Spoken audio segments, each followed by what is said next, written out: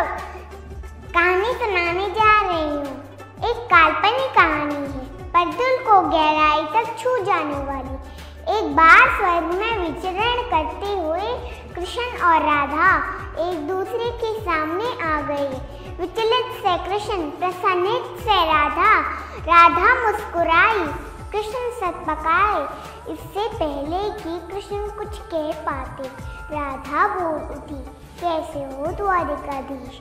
जो वो उन्हें कान्हा कान्हा कहकर बुलाती थी, उसके मुख से द्वारिकाधीश का संबोधन कृष्ण को भीतर तक घायल कर गया। फिर भी किसी तरह संभाल लिया उन्होंने अपने आप को और बोले राधा से कि मैं तुम्हारे लिए आज भी वही कान्हा हूँ। तुम तो मुझे द्वारिकाधीश मत कहो।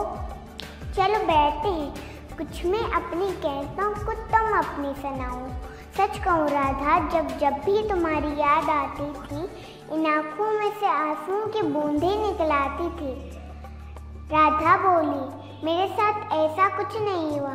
न तुम्हारी याद आई, न आँखों से आंसू बहा, क्योंकि हम तुम्हें कभी भूले ही कहाँ थे जो तुम याद आते। इन आँखों में तो सदा तुम ही थे, कहीं आंसुओं के साथ निकल ना जाओ, इसलिए रोते भी नहीं थे। कुछ कड़वे सच प्रश्न सुन पाऊँ तो सुनाओ।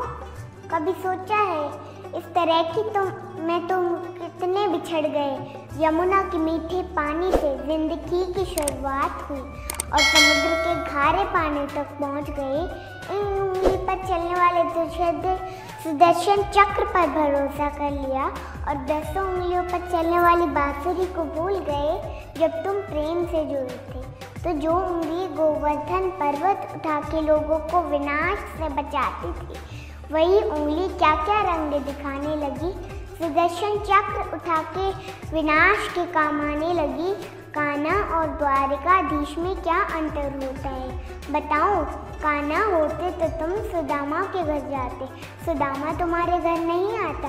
युद्ध में और प्रेम में यही तो फर्क होता है। युद्ध में आप मिटा कर जीते हैं, प्रेम में आप मिटकर जीते हैं। प्रेम में डूबा हुआ इंसान दुखी तो रह सकता है, पर किसी को दुखी नहीं कर सकता। आप जैसे महाज्ञानी उस रथ को चला रहे थे जिस पर बैठा अर्जुन आपकी प्रजा को ही मार रहा था। अपनी प्रजा को मरते देख आप में करुणा नहीं होगी, क्योंकि आप प्रेम से शून्य हो चुके थे। आज भी धरती पर जाकर देखो, आपके द्वारिकाधीश वाली छवि को ढूंढते रह जाओगे। हर जगह, हर मंदिर में मेरे ही साथ खड़े नजर आओगे।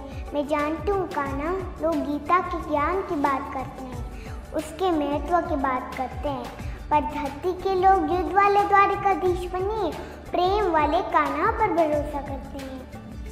राजा तो पालक होता है, उसका रक्षक होता है।